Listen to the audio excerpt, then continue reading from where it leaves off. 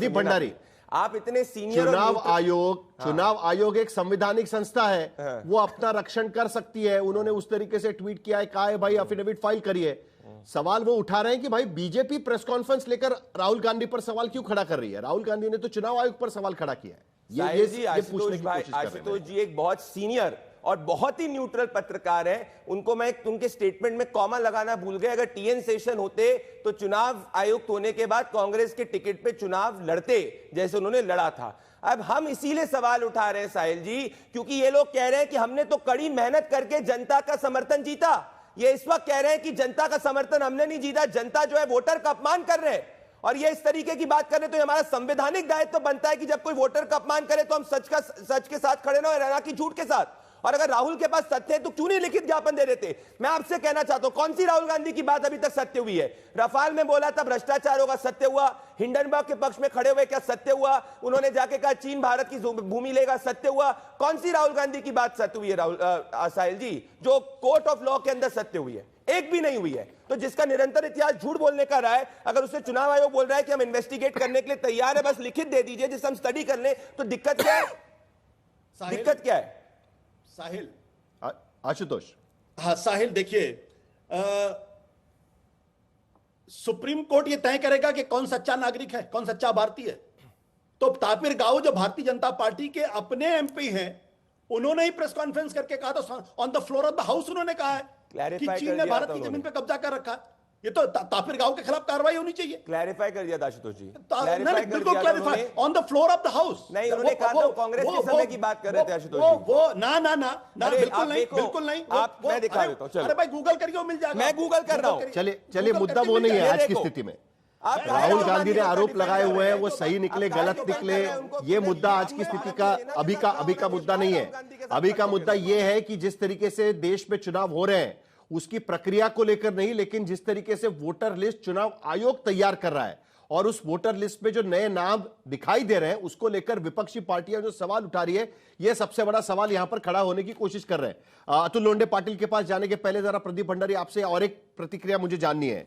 वो प्रतिक्रिया इस बात को लेकर है कि यह फॉर्म नंबर 6 मैं यहां पर डाउनलोड करके पढ़ रहा था कि जो फर्स्ट टाइम वोटर के लिए होता है, और इस फॉर्म नंबर 6 में आपके डिटेल्स डालने के बाद में, जिसको लेकर आज राहुल गांधी सवाल उठा रहे थे, उसमें उन्होंने एक लिखा हुआ है कि आधार नंबर और आधार डिटेल्स आप उसमें डालिए, और उसमें और एक लिखा हुआ है I am not able to furnish my Aadhaar number because I don't have Aadhaar number. उसको लेकर भी एक कॉलम वहां पर रखा हुआ है। तो कहीं ना कहीं जब फर्स्ट टाइम वोटर यहां पर रजिस्टर किया जाता है तब चुनाव आयोग कहता है कि भाई आधार नंबर डालिए, आधार के डिटेल्स डालिएगा। लेकिन यही जब सुप्रीम कोर्ट उन्हें कहता है कि भाई आधार कार्ड ले लीजिएगा एसआईआर के समय पे, तब चुनाव आयोग कहता है कि हम आधार नहीं लेंगे।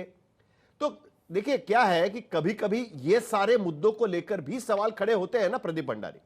और मेरा कहना है कि एक बार दूध का दूध पानी का पानी हो जाए, एक बार पूरी जांच हो जाए इस पूरे मामले को लेकर, मामला खत्म हो जाएगा जिस तरीके से ईवीएम के बारे में हुआ है।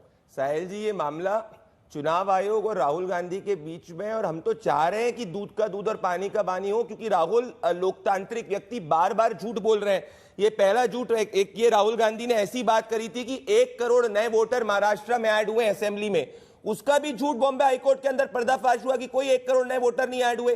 तो ये आदमी जब निरंतर झूठ बोल रहा है साहिल जी, तो आप उसको क्यों फेस वैल्यू पे सत्य ले रहे हैं? आप तो जिस व्यक्ति ने निरंतर झूठ बोला है उसको फेस वैल्यू पे ज्ञापन लोगे कि भाई तुम्हारा इतिहास झूठ बोलने का रहा है, तुम अपने तथ्य दो जिससे तुम्हारे आरोप के ऊपर हम जांच करें।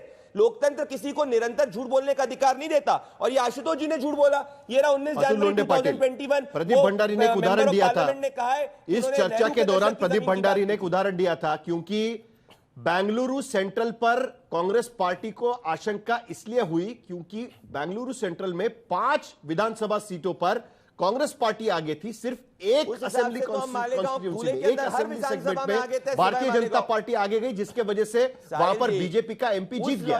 उन्होंने धुलिया लोकसभा कॉन्स्टिट्यूंसी का उदाहरण दिया, आपको पता है सिर्फ मालेगांव में कांग्रेस पार्टी को बढ़त मिलती है और उसके बिना पर कांग्रेस पार्टी वहां पर लोकसभा का चुनाव जीत जाती है। सेम एग्जाम्पल है, सेम उदाहरण वहां पर है।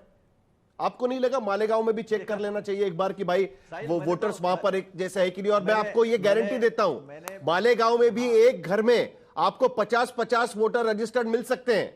आपने भी देखी हुई है कॉन्स्टिट्यूंसी, आपको भी पता है। अतुल लोंढे।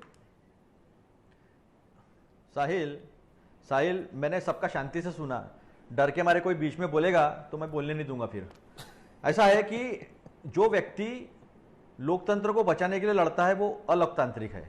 पहलगाम में सवाल पूछो, आप पाकिस्तान की बात करते हो। किसान सवाल उठाए, वो खलिस्तानी है, चीन परस्त है, पाकिस्तान परस्त है। आपने चाइना के साथ गलबैया की, चाइना ने आपकी जमीन ली, तापिर गांव ने कहा, लेह के अध्यक्ष ने कहा, वहां के चरवाहों ने कहा, 10,000 लोग सोनम वांगचुक के साथ चल के आए। वो सारे झूठे हैं, केवल बीजेपी सच्ची है और देश का प्रधानमंत्री भागता है। क्यों, कैसे भागता है? तो कुछ बड़े वकीलों ने डिबेट रखी थी लोकसभा के पहले कि राहुल गांधी जी और मोदी जी सामने आए दोनों और सामने सामने डिबेट करें। राहुल गांधी जी ने 5 मिनट में उनका चैलेंज जो एक्सेप्ट कर लिया, मोदी जी भाग गए। मोदी जी बहुत लोकतांत्रिक है क्योंकि उन्होंने 11 साल में कम से कम 100 प्रेस कॉन्फ्रेंस की होगी, अंडा प्रेस कॉन्फ्रेंस की। तो एक ऐसा है कि चुनाव आयोग ने गलतियां की है, सामने सबूत के साथ रखी है। अगर बीजेपी को लगता कि नहीं ये अलग अलोकतांत्रिक बात है और चुनाव आयोग ने अपनी हदें पार की है, धुलिया का भी जवाब दे दीजिए। तो ये भी साथ में खड़े होते। लेकिन ये साथ में खड़े क्यों नहीं होते? ये साथ में खड़े क्यों नहीं होते? क्योंकि चोर के दाढ़ी में तिनका है, ये इनके कहने पर ही सब कुछ होता है। तो सीधी सीधी बात है, चोर के दाढ़ी में तिनका होने की वजह से चुनाव आयोग के पहले बीजेपी वाले सामने आए थे। अभी मार्केटवाड़ी, साहिल तुम जानते हो, मैं खुद मार्केटवाड़ी गया था। मार्केटवाड़ी के लोगों ने कहा कि ये वोट हमारा नहीं है, वहां पर जाता हूं, लेकिन पहले धुलिया का जवाब दीजिए मुझे। और तहसीलदार को किया हमारा वोटिंग लो। मैंने आपको सिमिलर एग्जांपल रखा है सामने, आप जरा धुलिया का जवाब दीजिए। बेंगलुरु सेंट्रल का मिरर इमेज है धुलिया लोकसभा कॉन्स्टिट्यूंसी। अरे सुनो ना, मैं उसका भी जवाब देता हूं ना, आप सुनते क्यों नहीं है? साहिल जी, मार्केटवाड़ी के जनता खड़ी हुई थी, वहां राहुल गांधी खड़े नहीं हुए थे।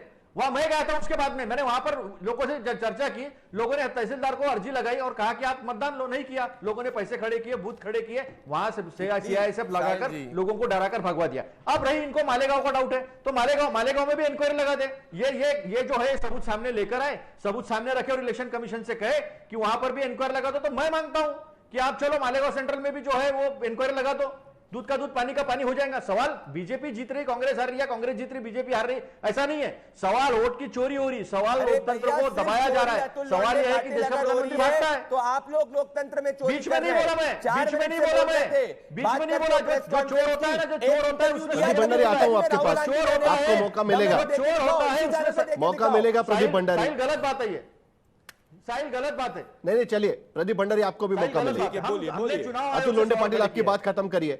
और जो मालेगांव का सवाल पूछा गया है ना, मैंने पहले ही कहा था कि मैं मांगता हूं ना इंक्वायरी। चलो मालेगांव की इंक्वायरी कर लो आप। ये इन्होंने सबूत नहीं रखे मालेगांव के कुछ। इनको कैसा, इनके लिए हिंदू, मुसलमान, दलित, सवर्ण, ब्राह्मण, मराठा ऐसे लोगों को विभाजित करते हैं। मेरी पार्टी और मैं और मेरी पार्टी की नेता प्रियंका गांधी जी जब भारतीय कह रहे थे ना, पहलगाम में शहीद हुए, उनको भारतीय। महाराष्ट्र के मुख्यमंत्री देवेंद्र फडणवीस ने, क्योंकि इसमें महाराष्ट्र के बारे में भी राहुल गांधी की कंप्लेंट्स, उनकी भी टिप्पणी आई हुई है महाराष्ट्र को लेकर भी। देवेंद्र फडणवीस ने उन बातों का जवाब दिया। जरा एक बार उन्होंने क्या कहा वो एक बार जरा आपको दिखा देते हैं, उसके बाद प्रदीप भंडारी आपके पास चलूंगा मैं। और मैं सबसे ज्यादा आश्चर्यचकित इस बात से हूं कि आप लगातार ये कहते हो कि वोटर लिस्ट में गड़बड़ी है, वोटर लिस्ट में गड़बड़ी है, तो फिर बिहार में कॉम्प्रिहेंसिव रिवीजन को आप क्यों विरोध कर रहे हो?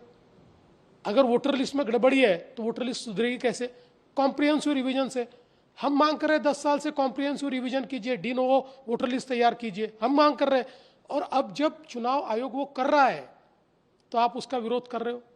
सच बात तो यह है कि उनको ये पता है कि उनकी पार्टी का वजूद खो गया है और अपना वजूद वापस पाने की जगह भारत की लोकतांत्रिक संस्थाओं को बदनाम करने का काम ये उनके माध्यम से हो रहा है। प्रदीप भंडारी आपके पास आने के पहले जरा अतुल लोंढे पाटिल इसका जवाब जरूर चाहिए मुझे। फडणवीस ये कह रहे हैं कि इसी वजह से चुनाव आयोग कह रहा है कि हमको कॉम्प्रिहेंसिव रिवीजन करना है वोटर लिस्ट का। अब जब कॉम्प्रिहेंसिव रिवीजन करने की कोशिश हो रही है, उसको भी कांग्रेस पार्टी विरोध कर रही है और उसी को लेकर पार्लियामेंट चलने नहीं दे रही है, सदन नहीं चलने दे रही। पहले तो कॉम्प्रिहेंसिव रिवीजन भी नहीं होना चाहिए। दूसरी तरफ आपका आरोप भी वो रहेगा कि आपने नए नाम उसमें घुसेड़ने की कोशिश की है, फडणवीस कह रहे हैं। पहले तो देवेंद्र फडणवीस को यह सिखा दो कि कॉम्प्रिहेंसिव रिवीजन कुछ नहीं होता, स्पेशल इंटेंसिव रिवीजन होता है। पहले ये सीख लो बोलना। जब गड़बड़ करते हैं ना अंदर से, तो ऐसे गलत टर्मिनोलॉजी है ना सामने निकलती है। 5 चुनाव लड़ा मैंने देखा है। अभी मुझे एक बात बताओ, आप एक महीने में कॉम्प्रिहेंसिव रिवीजन कर रहे हो, एक महीने में? इसके पहले 2003 में हुआ था, उसको 2 साल लग गए थे। आप एक महीने में करना चाहते हो। और अपने 24 मार्च को एक ऑर्डर निकाली थी इलेक्शन कमीशन ने कि हम प्यूरिफिकेशन करने वाले हैं, प्यूरिफिकेशन करने वाले हैं। और 3 नहीं मेरा हो जाएगा ना, फिर आप बोलो ना भंडारी जी। मैं अभी एक एक पूरी खोल रहा हूं आपकी, एक एक झूठ खोल रहा हूं। उन्होंने 2003 में भी 1 महीने का समय दिया गया था, 31 दिन का समय दिया गया था। कॉम्प्रिहेंसिव इंटेंसिव रिवीजन के लिए 1 महीने का समय दिया गया था 2003 में। बस थोड़ा फैक्चुअली हमें करेक्ट रहना चाहिए। उसका इस्तेमाल 2005 के चुनाव में हुआ, यह बात बिल्कुल सही है कि 2003 में, एक बार जरा क्लैरिफाई कर दूं, दोनों को जरा शांत करिएगा, एक बार जरा क्लैरिफाई कर दूं, दोनों के तरफ से क्लैरिफाई कर देता हूं। 2003 में जो intensive drive, special intensive drive चलाई गई थी, 31 दिन में वो ड्राइव चलाई गई थी, लेकिन चुनाव के 2 साल पहले वो ड्राइव चलाई गई थी।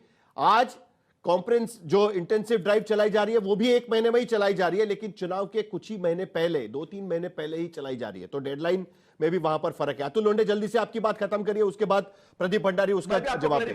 बोलिए।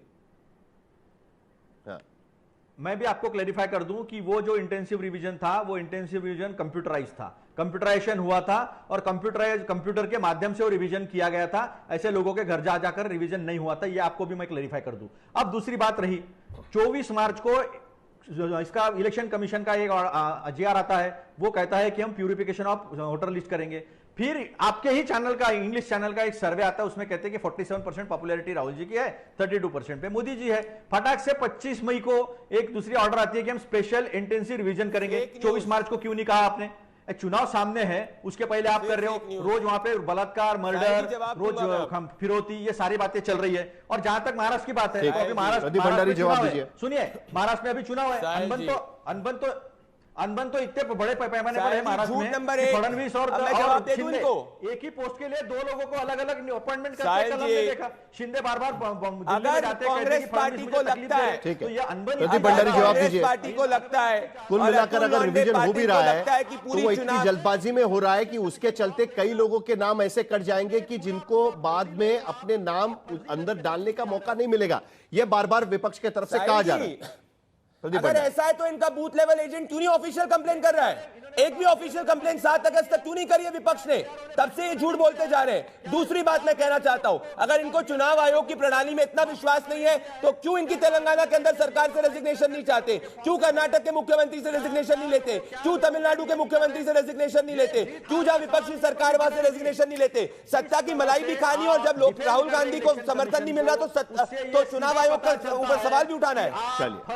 अरे फर्जी आप कर रहे हो, इसी शो पे इतना झूठ बोला। 31 दिन में 2003 में हुई थी, राहुल गांधी की प्रेस कॉन्फ्रेंस के बाद माना यह जा रहा था। देखिए, मेरा समय खत्म हुआ है और ये बहुत लंबी बहस चल सकती है, क्योंकि कई दिनों से लगातार विपक्ष की तरफ से ये आरोप लगाया जा रहा है कि कहीं ना कहीं कुछ धांधली है। राहुल गांधी कहते हैं कि एंटी इनकम्बेंसी नहीं है, ऐसा कैसे हो सकता है, कैसे बार बार बीजेपी चुनाव जीत जाती है, और इसी को लेकर उनको लगता है कि कहीं ना कहीं वोटर लिस्ट में गड़बड़ी हो सकती है। आज जो प्रेस कॉन्फ्रेंस उन्होंने की उसमें कई उदाहरण उन्होंने सामने रखे, लेकिन उसके साथ साथ कई संगीन आरोप भी उन्होंने लगाए हुए हैं कि कई नाम इसमें वोटर लिस्ट में जो डाले गए हैं वो गलत तरीके से डाले गए। अब चुनाव आयोग इस पर क्या कहता है उस पर नजर रखना बहुत जरूरी है। चुनाव आयोग कह रहा है कि आप एफिडेविट फाइल करिए, राहुल गांधी उसके लिए तैयार नहीं है। तो मामला कहां तक जाएगा, शाम को इंडिया अलायंस के पार्टनर्स की मीटिंग भी होने वाली है, उस पर भी हम नजर रखेंगे।